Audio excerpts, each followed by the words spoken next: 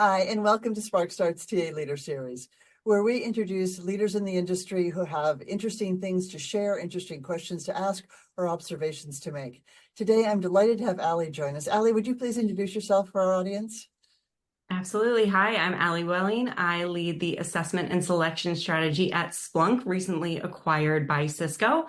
I am an applied industrial organizational psychologist and excited to be here today. But the way you got on our radar screen is you had given a talk at RecFest about candidates using AI. And it's something that I think some TA leaders are afraid of. I've heard people say, "Oh, we're going to screen out anybody who's used AI," and I want to go, "Yeah, let's screen out all the technically sophisticated people who are using tools." I'm not sure that's really the solution. So, what can you just quickly sort of tell us? What are the things they should be thinking about with this?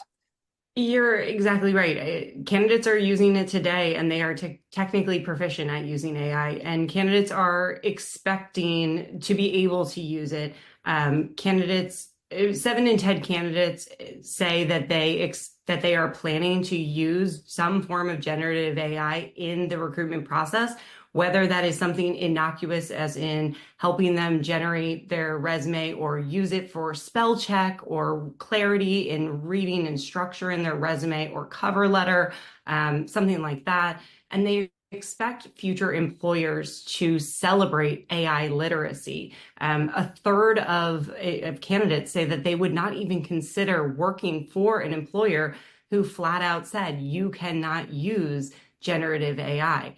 That is a huge segment of the candidate population that employers are risking just getting rid of if they are banning AI in the recruitment process. And generative AI also really helps to support DEI initiatives as well. So I think it's a really risky stance if employers are trying to ban it completely. I mean, I remember the days when people were afraid that, oh, candidates are going to use computers. Yeah, you can have them fax their resume if you want to go back to that, but it's not really the solution. But the practical application we're seeing right now from the employer side is that the number of applicants is going way up. The candidates are using it to apply to many more jobs, and they're having trouble differentiating between the applications because all the keywords are matching and all the ways they're accustomed to actually evaluating applications is all getting blurred. What's your thoughts on that? I think this is where employers need to, there's two approaches I think employers need to take. I think first, employers need to have an acceptable usage policy. I think they need to be really transparent with their candidates about how they expect their candidates to use and not use generative AI or any AI tools in the recruitment process. So as I just mentioned, can you use AI to spell check your resume or your cover letter? Can you use AI in a technical interview to check for code errors or syntax errors? Yes, that may be acceptable, but no, you cannot use generative AI, a co-pilot to copy and paste whole code segments and present that as your own, something that is inauthentic, a true misrepresentation of your authentic skills and abilities.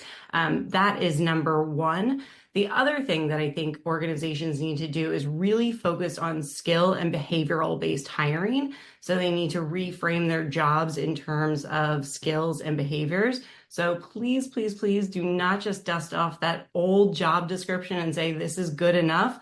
Take time to focus on the skills that are absolutely critical for the job, and come up with an assessment strategy that a candidate is not going to be able to fake their way through. And similarly, the behavioral questions and the situational judgment questions that AI is frankly just not very good at faking their way through. Those are the types of strategies that organizations can use to help harden their systems. Right. And I love the idea of being transparent with candidates up front about what they can use, what they can't use.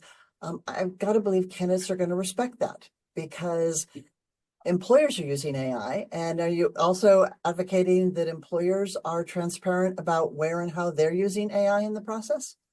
I am, you are absolutely right. A lot of employers are using it in our own processes, whether we are using it to scrape resumes or in our assessment processes.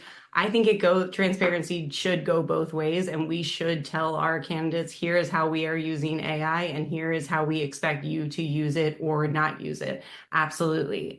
Furthermore, I think that the candidate experience should give insights into what the employee experience should look like. So if your candidates are or your future employees are going to be able to use generative AI tools in the job, then mirror that employee experience in the candidate experience, in the interview experience, because that's what you're looking for. You're looking to be able to see, are they going to be able to perform the job that you're asking them to do? So you want to have a high fidelity experience in the interview that is going to match what they're going to do in the future.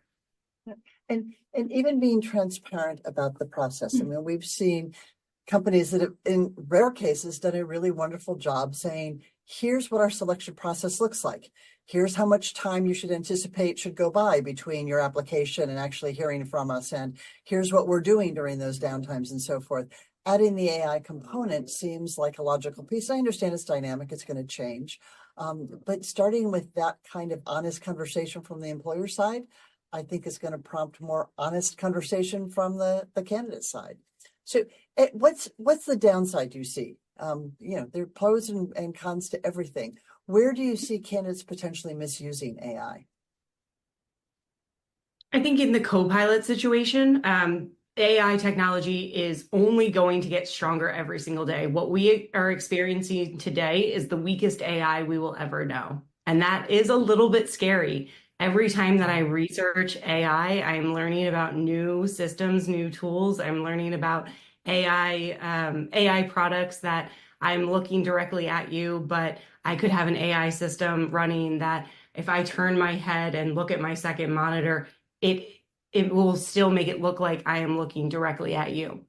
That is a way that candidates can, use AI to look up the answers, use ChatGPT, phone in a friend, etc. So there are some nefarious ways that candidates can use it, but I have to believe that that is not the majority. It is not the vast majority. Research on, do candidates cheat on assessments? It is very, very much the minority of candidates.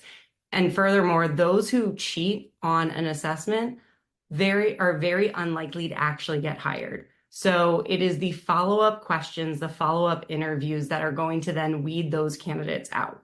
So even if they did use AI to get through a single step, it is the next steps in the process that will, quote unquote, catch them before they get hired. And you referenced earlier that AI can help with diversity efforts. How does that work? Yeah, really good question. So it can help in a couple of different ways. Research has shown that Black and mixed ethnic background candidates are more likely to use ChatGPT in the selection process compared to white candidates. And if you think of ChatGPT as kind of a career coach of sorts, that's really leveling the playing field. So think about ChatGPT and how you can take a job description and you can put it in and say, tell me, based on this job description, the type of interview questions I can expect to be asked. That is amazing and really powerful interview prep. The exact same type of interview prep that you would expect to get from a career coach, and go around to recruiters and organizations.